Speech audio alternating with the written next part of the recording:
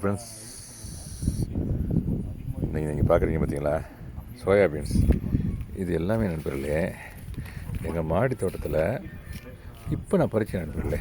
ரொம்ப ஆச்சரியமாக இருக்கும் உங்களுக்கு. அது எனக்கே ஆச்சரியம்.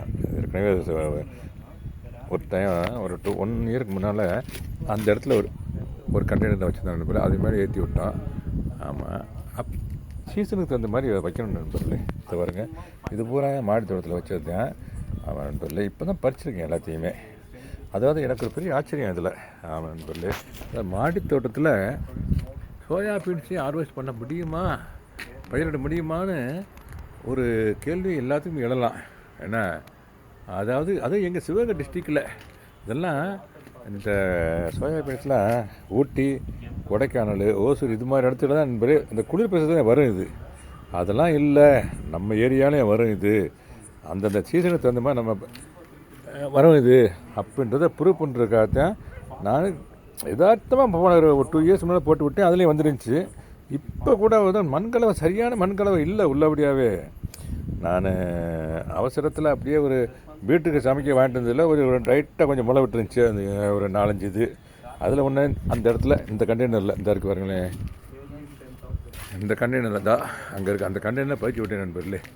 அதான் என்னுடைய கொடி. இந்த பாருங்களேன், இந்த கொடியில் இந்த கண்டெய்னரில் பறிச்சு விட்டேன் நண்பர்களே. 2 தான். இந்த பாருங்களேன், 2 வந்துச்சு. 2 விதை தான். 4 விதை போட்டேன். 2 விதையை நானே எடுத்து விட்டேன், 2 கண்டை. ஆமாம் நண்பர், இதில் தான் நண்பர்களே இப்போ அந்த சோயாபீன்ஸை பறித்து வச்சுருக்கேன் நண்பர்களே. ஆமாம், அறுவடை பண்ணி வச்சுருக்கேன். இதை சரியான மண்கலவை கலந்து இன்னொரு 4-5 கண்டெய்னர் வச்சுருந்தேன்னு வச்சுக்கோங்களேன், இன்னும் நிறையா வந்திருக்கு நண்பர்களே.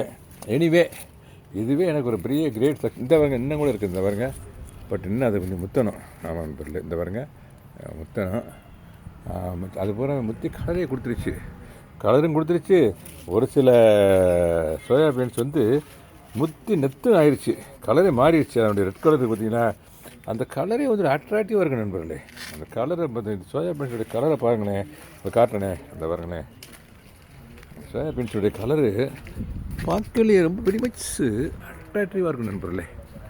இந்த பாருங்க, இந்த பாருங்க எவ்வளோ பியூட்டிஃபுல்லாக இருக்கு பாருங்க கலரு. ஆமாம் நண்பர்களே, இது நண்பர்களே அத்திப்பழம் நண்பர்களே. அணிலார் சாப்பிட்டாரு. அது இந்த இருக்குது ஒரு கண்டு வச்சுருக்கேன். இந்த இருக்குது, இந்த கண்டையில் வச்சுருக்கேன். இந்த இருக்குது பார்த்தீங்கன்னா அத்திப்பழம். எதார்த்தம் பார்க்குறேன், பழுத்துருந்துச்சு நண்பர் அதுக்குள்ளே. ஆமாம், இந்த பாருங்க பழுத்துருந்துச்சு. அதை பறித்து வச்சுருக்கேன். பறிக்காமல் விட்டுருக்கலாம். அணிலார் சாப்பிட்ருக்காரு. அவரே என்ன சாப்பிட்ருக்கலாம், விட்டுருக்கலாம். அணிலார் சாப்பிட்டாருன்ற மாதிரி தெரியல. அப்படியே பழுத்து விரிஞ்சிருக்கு நண்பர்களே இது. ஆமாம், பழுத்து விரிஞ்சிருக்குது. ஆமாம், பாருங்க எத்தனை இருக்குன்னு பாருங்களேன். எங்கே பாருங்க, நைட் டைம்னால கொஞ்சம் உங்களுக்கு விசிபிலிட்டி கொஞ்சம் கம்மியாக இருக்கும். அதுவும் கண்டெய்னர் தான் நண்பர் வச்சுருக்கேன். அதாங்க ஓகே நண்பர்களே, தேங்க்யூ வெரி மச் ஃபார் வாட்சிங். Happy gardening. Have a nice night. Very very good night நண்பர்களே. Thank you so much.